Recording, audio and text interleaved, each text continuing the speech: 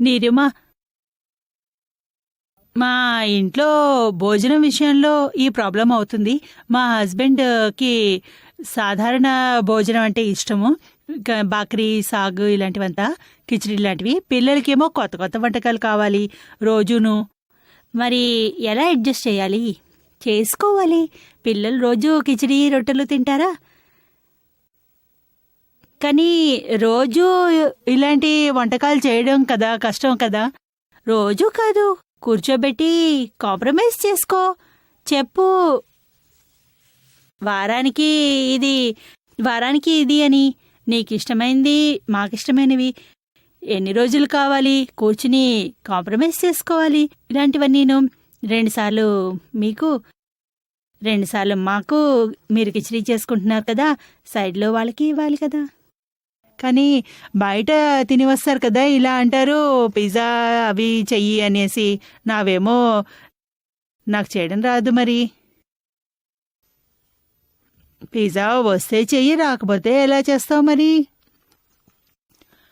రోజు బ్రెడ్ ఉన్న ఆహారం ఇలా అడుగుతుంటే ఆరోగ్యానికి మంచిది కూడా కాదు కదా.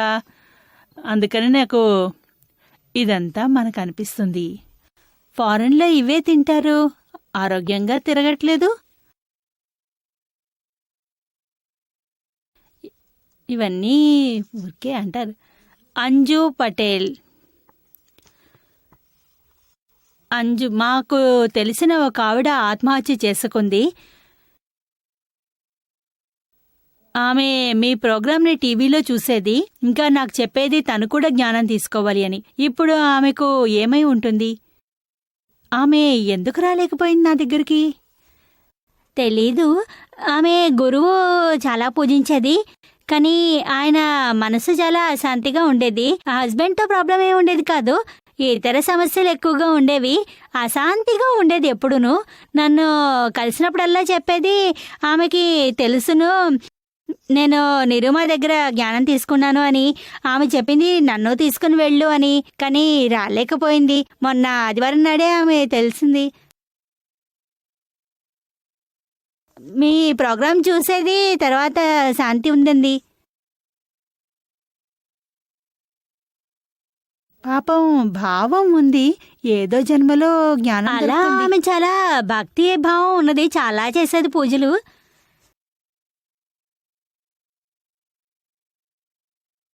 నిజానికి ఎంతోమంది ఇలాంటి వారు నా దగ్గరకు వస్తారు, టీవీ చూస్తారు, ఆత్మహత్య చేసుకుంటారు. టీవీ చూడడం మొదలు పెట్టాక ఆత్మహత్య చేసుకోవడం అనేది మానేస్తారు. నా దగ్గరికి వచ్చేస్తూ ఉంటారు. వారిలో పూర్తి పరివర్తన వస్తుంది. వస్తే గనక ఆమెలో కూడా పరివర్తన వచ్చుండేది. నాకు అలాగే చాలా అనిపించింది.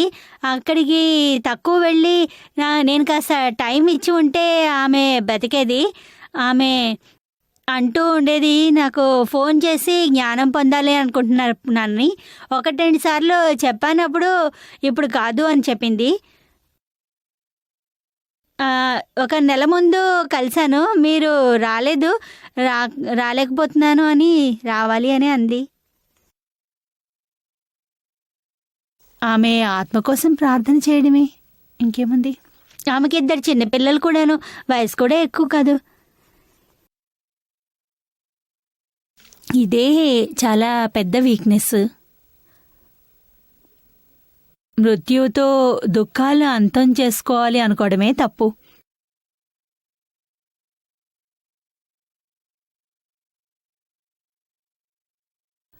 అనుకార్య. ఉత్తమ ఆనంద దశలో ఈ ఆనందం మనసుదా లేక ఆత్మదా ఎలా తెలుసుకోవాలి? ఇప్పుడు చాలా జాగృతి వచ్చింది, సమయానికి జ్ఞానం కూడా అందుతోంది. అప్పుడు ఆత్మజ్ఞానం కొద్దిసేపటి వరకే. ఎప్పుడైనా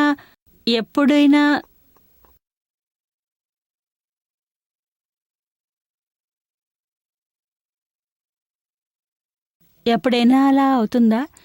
ఏ వ్యక్తి పేరైనా గుర్తుకు వచ్చాక ఆనందం రాక, చిరాకుగా ఉండి నచ్చకపోతే, ఎంతో సమయం నుండి ఏ విధమైన మాట లేకుంటే అతని నుండి దాన్ని ఏమనుకోవాలి?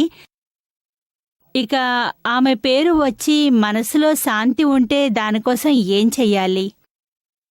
అంజు, దానికోసం ప్రతిక్రమణ చెయ్యాలి. ఇప్పుడు దాంతో మీకు ఎలాంటి కనెక్షను లేదు కదా, ప్రాబ్లం కూడా లేదు కదా. అలా అయినా మీకు దాని వెనకాల మునుపు ఏర్పడ్డ అభిప్రాయమో ఒపీనియన్ ఉండింది కదా, అది మిమ్మల్ని బాధిస్తుంది. ప్రతిక్రమణ చెయ్యాలన్నమాట. ఏవైనా నెగటివ్ ఒపీనియన్ ఉందో దాన్ని తీసి పారేయాలి. After all he's a gentleman, he's a good man. ఏదైనా పాజిటివ్గా ఉండు. మీరు ప్రతిక్రమణ చేయమని చెప్తారు కదా, మనకి సీట్లో ఉండి చేయమని. మరి ప్రతిక్రమణ చేసే సమయంలో అనుకోవాలి, నేను క్షమాపణలు కోరుతున్నాను, ఇంకా నేను శుద్ధాత్మని, ఇలా ఈ రెండింటినీ వేరుగా ఎలా ఉంచాలి? అంజు చెప్తోంది, అరే అను, ప్రతిక్రమణ చెయ్యి. మీరు అనుతో చేయిస్తున్నారు, మీరు స్వయంగా చేయట్లేదు. నేను శుద్ధాత్మని అని విషయాన్ని గుర్తుంచుకోవాలి. అను తప్పు చేసింది కాబట్టి అను చేత క్షమాపణ అడిగించాలి, క్షమించమనాలి. అది కాస్త డిఫికల్ట్గా అనిపిస్తుంది. ఏమంటే నెమ్మదిగా ప్రాక్టీస్తో వస్తుందా? నెమ్మదిగా ప్రతిక్రమణ చేసే ముందు మీరు అను నుండి వేరైపోండి, ఆ తర్వాత చేయండి. నేను అనుని, అను వేరు, నేను శుద్ధాత్మను, అనుకు రిలేటివ్. నా మొదటి ప్రశ్న ఒక్కోసారి ఉధృతంగా వస్తుంది కదా, అది ఎలాంటిదన్నది నాకు తెలుసుకోవాలి. బయటిది ఏది కాకుండా బయటి ఆలంబన ఉండకూడదు, లోనుండే వస్తుంది. బయట నుండి ఏది మీకు అందకూడదు. అదే నిజమైన ఆనందం. ఇక నెమ్మదిగా పెరుగుతూ ఉంటుంది ఆనందం. పుష్ప గారు, మా అమ్మాయి లవ్ మ్యారేజ్ చేసుకుంది, కానీ ఆమె భర్త ఆమెని కొడుతూ ఉంటాడు. నాకు చాలా బాధగా ఉంటుంది, నాకు హార్ట్ ట్రబుల్ కూడా ఉంది. దయచేసి ఉపాయాన్ని చెప్పండి. పుష్ప గారు, అమ్మాయికి ట్రబుల్ అయింది, ఇంకా మీరు హార్ట్ ట్రబుల్తో మరోసారి డబుల్ ట్రబుల్ చేస్తున్నారు. చెయ్యాల్సిన అవసరం ఏముంది? అవ్వాల్సింది అయ్యింది. ఇప్పుడు మిమ్మల్ని మీరు జాగ్రత్త పరుచుకోవాలి. నీపై అంత ప్రభావం పడనీయకూడదు. అమ్మాయికి చెప్పండి, ఆమె భర్తకు అల్లుడికి చెప్పి చూడండి. అతనికి చెప్పి ఏమీ లాభం లేదు. 2-3 సార్లు చెప్పి చూశాను కూడాను. చాకు పెట్టి కూడా కొట్టేవాడు. నాకు చాలా బాధగా ఉండేది. నా భర్త గురించి రోజంతా బాధలోనే ఉంటాను. ఏం చేయాలి ఇప్పుడు? మీరేం చేస్తారు? మీరేమీ చేయలేరు. అప్పుడప్పుడు ఆత్మహత్య చేసుకోవాలనే ఆలోచన కూడా వస్తుంది. మీరు ఆత్మహత్య చేసుకోవాల్సిన పనేముంది? ఆ అమ్మాయి గురించి బాధ, 2 పిల్లలు, నాకదే బాధగా ఉంటుంది. ఏమీ అక్కర్లేదమ్మా. మీ అమ్మాయికి అలాంటి ఆలోచన రాదు, మీకెందుకు వస్తోంది? అలా చేయడం వల్ల లాభమేంటి? అంత ఆమె బాధలో ఉంటే నాకు బాధగా ఉంటుంది కదా. మీ ఆలోచన తప్పు. ఆత్మహత్య చేసుకుంటే ఆమె సంతోషంగా ఉంటుందా? ఇంకా డబల్ దుఃఖంలోకి వస్తుంది. మీరేమనుకుంటున్నారు? అది నిజమే. సరైన మార్గంలో నడవండి, తప్పుడు మార్గంలో ఎందుకు వెళ్తున్నారు? ఇక ఆమె తనకిష్టమై పెళ్లి చేసుకుంది, దానికి మీరేం చేస్తారు? ఇంత కొడుతుంటే చూసుకోవాలి కదమ్మా.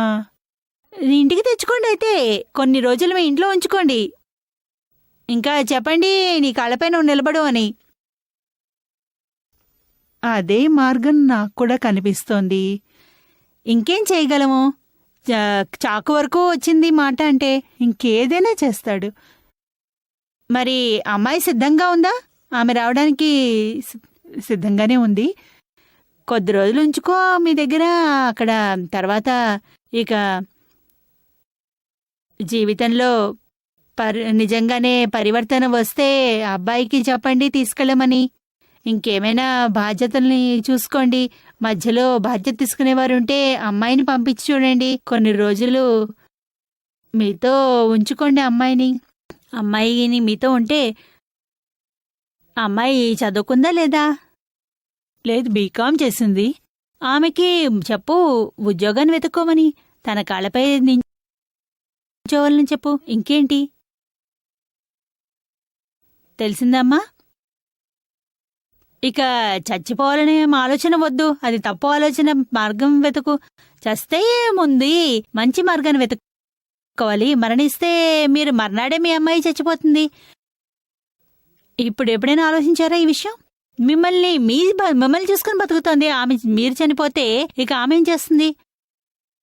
ఆమెని ప్రేమగా చూసుకోవాలి, ఆమెకి ధైర్యం చెప్పాలి. ఏం లేకపోతే నువ్వు నాతో పాటు రా, నేను ఉంచుకుంటాను. అత్యవసరమైన పరిస్థితి వస్తే, చాలా బాధపడుతుంటే. అబ్బాయి సంపాదిస్తాడా? ఏమీ లేదు, గవర్నమెంట్ జాబు. ఆమెని చాలా ఇబ్బంది పెడతాడు. ఊరి వాళ్ళ దగ్గర నుండి ఏం చేస్తుంది ఇక? మరి తెచ్చుకో నీ దగ్గరికి అమ్మాయిని. ఇక ఆమెకి చెప్పు ఉద్యోగం వెతుక్కోమని, కొత్త జీవితం మొదలుపెట్టు అని. పిల్లలకి మంచి సంస్కారం ఉంటుంది. నిరుమ, నేను మా ఆయనతో స్కూటర్ మీద వెళ్ళినప్పుడల్లా మా ఇద్దరికి మధ్య ఇదే మాట మీద స్కూటర్ నడుపుతుంటే గోతిలో పడేస్తూ ఉంటారు. నాకు నాకు చాలా నడుం నొప్పి పెడుతుంది. ముందర గొయ్యి కనిపిస్తే ముందే చెప్తాను జాగ్రత్త అని, గొయ్యుంది అని, నువ్వు జాగ్రత్తగా నడుపు అని. అనన్నాయన అంటారు, ఎందుకు కొడతావు, నన్ను నడపడం వచ్చు, లేకపోతే నువ్వే నడుపు అలా అంటూ ఉంటారు ఎప్పుడూను. నాకు ఎప్పుడు గొడవైనా ఈ విషయంలోనే గొడవ అవుతుంది. బెటర్ స్కూటర్పై ఆయన వెనకాల కూర్చోవడం వదిలే. ఇంతవరకు మాట్లాడడం అయింది, ఒకటే నువ్వు మాట్లాడడం మానేయి. ఆయనకి చెప్పు, మీరు స్కూటర్పై వెళ్ళండి, నేను నడిచి వస్తాను, రిక్షాలో లేదా బస్సులో వస్తాను, కానీ మీ వెనకాల స్కూటర్పై ఉండను అని. స్కూటర్ దగ్గర ఇదే బాధ, బస్సులో ఆటోలో వెళ్దా అంటే నాకు విసుగు, అందుకే నేనే స్కూటర్పై వెళ్తామని చెప్తాను. మరి గొయ్యని కూడా అనుభవించు, చెప్పడం మానే ఏంటి? ఇంతే, ఇంకేం చేయగలవు? సరే. నిరుమా, జై సత్యదానంద్. నాకు 3 అమ్మాయిలు. నేను వారికి ఏదైనా పని చెప్తే చేయరు. వాళ్ళ నాన్న చెప్తే మాత్రం చెప్పకుండా చేస్తారు. దానికి కారణం ఏమిటి? దానికి కారణం ఏమిటంటే, మీకు పిల్లలతో ఏ విధంగా ప్రవర్తించాలో మీకు తెలియట్లేదన్నమాట. వారితో ఏ విధంగా ప్రవర్తించాలి. మీరు పని చెప్తే వినరు, వాళ్ళ నాన్న చెప్తే వింటారు. అంటే మీరు పని చెప్పడంలో ఏదో ప్రాబ్లం ఉంది. మీరు ప్రేమతో చెప్పరేమో, కోపంలో, అహంకారంలో, ఆర్డర్తో చెబుతారేమో. ఆర్డర్గానే చెప్తాను. ఈ రోజుల్లో అమ్మాయిలు వింటారా? మీకు ఆర్డర్ చేస్తే కుదరదు. అలాగే ఎంతో అహంకారంతో ఉంటున్నారు. చదువుకున్న వారైతే వారికి అహంకారం మరీ ఎక్కువగా ఉంటుంది. ఇంకా 3 అమ్మాయిలు చదువుకున్నారు. ఇక వారికి చిన్న చిన్న తప్పులు కనిపిస్తూ ఉంటాయి. లోపల నవ్వుకుంటూ ఉంటారు. చూడు, అమ్మకేమి రాదు, ఏం అర్థం కాదు. అమ్మ పట్ల వారికి డివాల్యుయేషన్ అవుతుంది. ఇక మీకు కూడాను కోపంతో లేదా వారిని తిట్టి వారితో మాట్లాడితే మీరంటే వారికి ఒక రకమైన అభిప్రాయం ఏర్పడుతుంది. ఇక అమ్మ ఇంతే, ఇంకా అర్థమే చేసుకోదు, తనకు తోచినట్టే చేస్తుంది, ఆర్డర్ చేస్తూ ఉంటుంది. వారు వినరే కదా, అప్పుడు కోపం వస్తుంది కదా.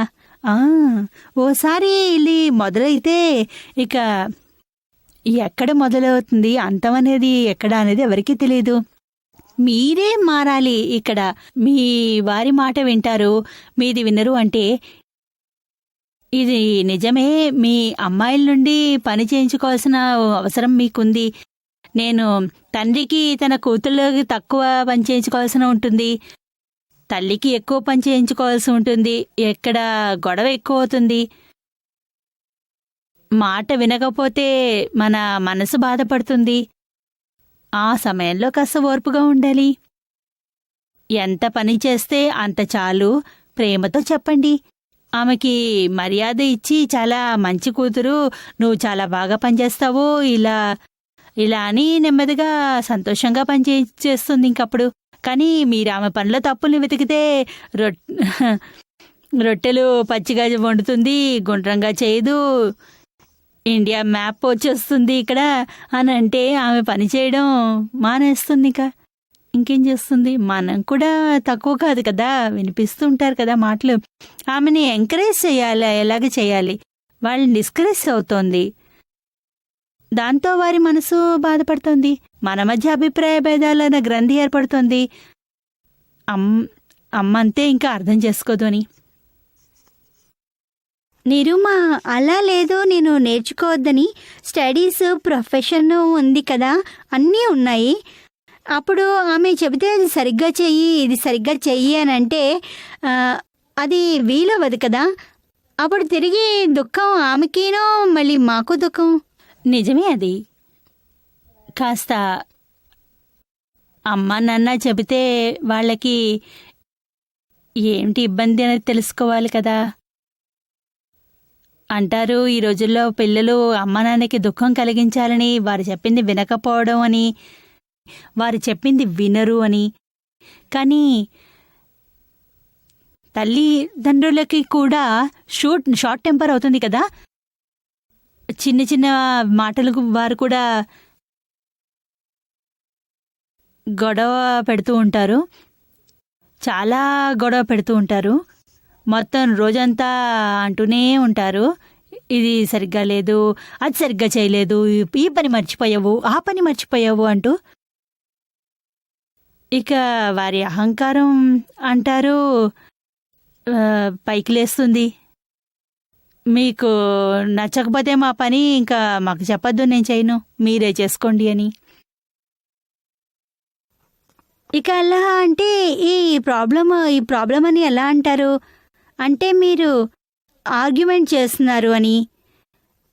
ఈ విషయాల్లో కూడా చాలా గొడవ అవుతూ ఉంటుంది. నువ్వు ఆర్గ్యుమెంట్ చేస్తావు అని, నీకు ఇంకేమీ రాదు, ఆర్గ్యూ చేస్తూ ఉంటావు, అదొకటే వచ్చు, ఇలా అవుతుంది.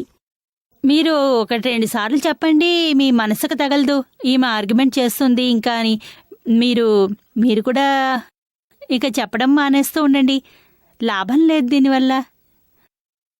మీరు 1-2 సార్లు చెప్పి ఉంటారు ప్రాబ్లం ఏమిటి అన్నది, ఎందుకు చేయలేకపోతున్నది. అయినా ఆమె అర్థం చేసుకోలేకపోతే మీరు మౌనంగా ఉండిపోండి, ఎంత వీలైతే అంతే చేయండి. కాకపోతే సరే ఇంకోసారి చేస్తాను అని చెప్పండి, నెమ్మదిగా జాగ్రత్తగా. అలా షార్ట్కట్ చేసేస్తూ ఉండండి.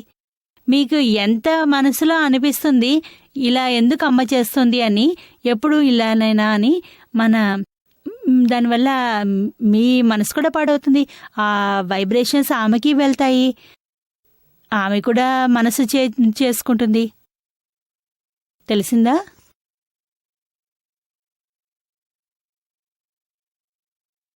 ఇప్పుడు నాకు 21 కాదు 28. నేను ఇప్పటి నుంచి అయితే బిజినెస్లో వచ్చాను. నాది ఒకే ప్రాబ్లం ముందు నుంచి అవుతూ వస్తుంది. నేను ఏ ఫీల్డ్లో వెళ్ళినా కూడా నాకేమనిపిస్తుందంటే, ఏంటంటే నా బాసు నేను ఏ ఫీల్డ్లోకి వెళ్తే దాని బిజినెస్ ఏదైతే ఉందో అది అల్లకల్లోలం అయిపోతుంది. ఇది నా థింకింగ్. మా నాన్నగారు కూడా అంటారు, ఇది నీ థింకింగ్ వల్లే. ఇప్పటివరకు నా సంవత్సరంలో ఏం జరిగిందంటే, నేను ఏ ఫీల్డ్లోకి వెళ్ళినా, ఏ బిజినెస్ చేసినా, ఏ జాబ్ చేసినా అది అల్లకల్లోలం అయిపోతుంది. ఎలాగంటే ఇది లక్ మీద డిపెండెంట్ ఉందా, లేకపోతే లక్ వల్ల ఏమనిపిస్తుందంటే ఇది నా థింకింగ్ ఏమోనని. ఇంకా దీనికంటే ఎక్కువగా నేను డిప్రెస్ అయిపోతాను అప్పుడప్పుడు. రాత్రులు నాకు నిద్ర రాదు, అప్పుడప్పుడు కలలు అన్నీ వస్తూనే ఉంటాయి. ఇంకా నాకు నిద్ర కూడా పట్టదు, చెడు ఆలోచనలన్నీ వస్తూ ఉంటాయి. లేదు, ఇదంతా మన జీవితంలో ఏదైతే అవుతుందో అదే అవుతుంది.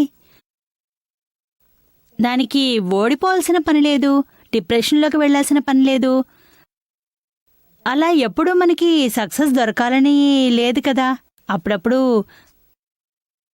సక్సెస్ దొరకదు కూడా. దానికోసం బుర్రపాడు చేసుకోనక్కర్లేదు. ధైర్యంతో ఉండాలి. ముందుకు వెళ్తూ ఉండాలి. ముందడుగు వేయాలి. ఎప్పుడో ఒకప్పుడు సక్సెస్ లభిస్తుంది. నెగటివ్ థింకింగ్లో పడద్దు. సూసైడ్ గురించి ఏమాత్రం ఆలోచించొద్దు. చాలా భయంకరమైంది. ఓసారి సూసైడ్లు చేసుకోవాలన్న ఆలోచన వచ్చినా ఎలాంటి కర్మ విత్తనం నాటుకుంటుందంటే 7 జన్మల వరకు ఇలాగే దొరుకుతుంది సూసైడ్ చేసుకోవాలి అని. ఇంత అనుభవించేలా చేస్తుంది.